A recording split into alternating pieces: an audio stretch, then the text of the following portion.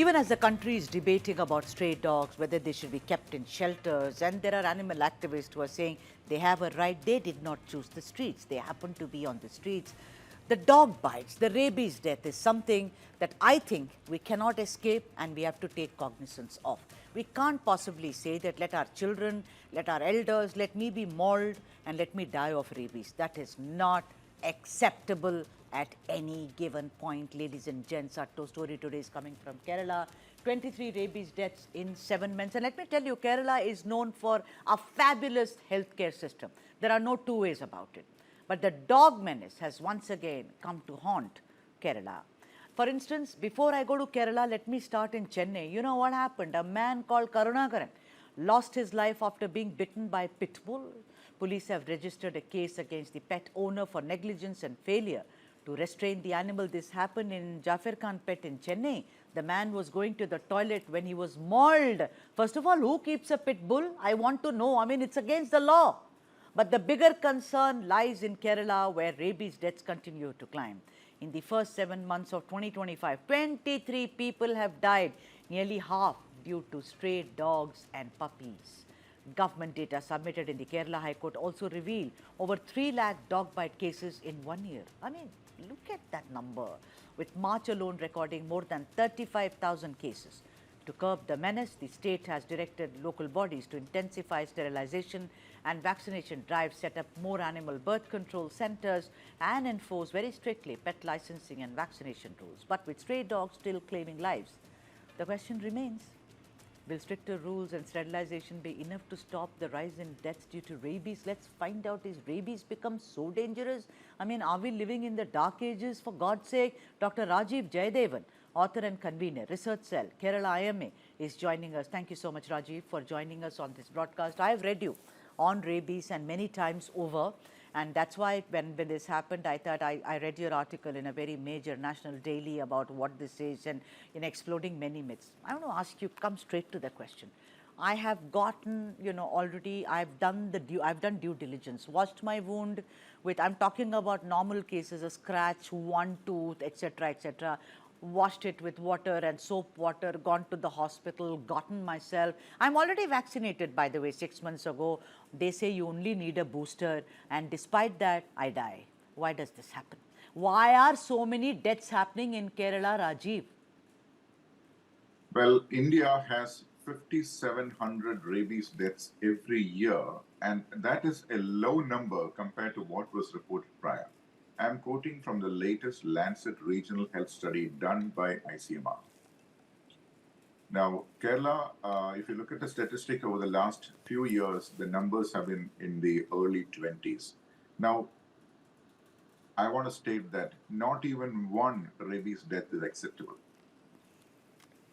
Dog bite is acceptable because if you keep a pet dog, yes, there is a risk of pet dog bite, and all over the world, it's very common for pet dogs to bite their owners or other people.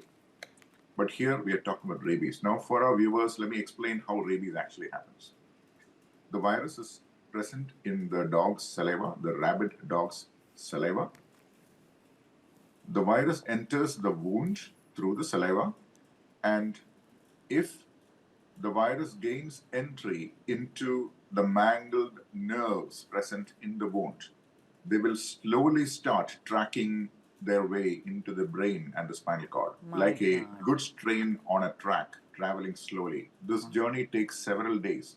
But once the virus enters the nerve, it is very difficult for us to get rid of the virus. No, but so we have a narrow window of opportunity. That is before it enters the nervous system. Yeah, but which is why the deaths that occurred in Kerala recently are among people who got bitten on their face and their head and their neck. I know these visuals are terrible to even think of it. Yeah. These are tiny children who are playing on the road and so on. Now, you know that the distance from the face or the head or the neck to the brain is very small. compared to getting bitten on the calf of our Right. feet. Yeah, but Yeah. I have to ask you this, that I was speaking to a lot of people. They said, listen, the child was bitten, the child was taken to the hospital immediately, but the private hospital said, we do not have the rabies vaccine. You go to a government hospital, they said they suspect that it was not stored at the right kind of temperature, which you have also stressed in many of your articles, that it requires to be, maintained. The child dies. So look, look, what you're saying, it's spread. It's like a good strain, slowly it goes. But the point is, there is so much of a gap and lacune in this entire getting, rabies vaccination in Kerala, it seems. Is it true that government hospitals do not have it in many cases? That's not true. Let me give you the big picture. In Kerala, we have statistics of 3.2 lakh. That is 320,000 dog bites every year. At least 2/3 of these are considered to be pet dog bites. So let's say over 1 lakh stray dog bites in a year. Some of them are bound to be rabies, dogs with rabies.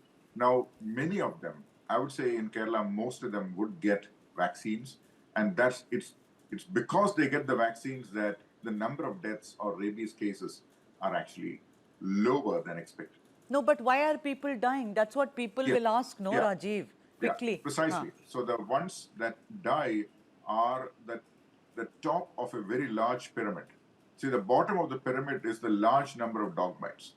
The middle of the pyramids are the people who escaped rabies because they got vaccinated on time. And then the tiny number, this 20 is a tiny number compared to 3.5 or 3.2 lakh dog bites, a tiny number. The rest of them, we must not forget, they escaped rabies because they were vaccinated and because they were treated on time. Yeah. So the messages out to the community are, I'm not going to talk about stray dogs here for a moment, but from a rabies prevention standpoint, if there's a dog bite, whether it's a pet dog, a stray dog, or even a cat scratch, rush the child to the hospital, and before you do that, wash the wounds for 15 minutes continuously with soap and water. You might think, why soap and water? Why is this so important? Why not inject the child? No. As I mentioned at the beginning, the window to get rid of the virus is immediately after the bite. You wash the wound with soap and water, you can kill the virus. So then there's much less work for the vaccine and the serum or the rabies immunoglobulin to do. So that is the message we need to get to the community. Now, there is a study published in the Lancet again by the same group about availability of rabies vaccine in India. Now, it says that 80% of government facilities have the rabies vaccine, but only 20% have the immunoglobulin, which is basically the antibody treatment that is required for deep wounds. I think, and the availability is lowest in urban centers. Imagine, cities are where the stray dogs are. So if you don't have enough vaccines available in the urban centers, where will the patients go? Very good question. Rajiv Jayadevan says that if you don't have the vaccination, where will rabies go? Where will patients go? I beg your pardon. Also, he says about what to do immediately. For those who called us and spoke to us about this, this is the best advice proffered so far. Just be wise, just be smart, and let's prevent these deaths.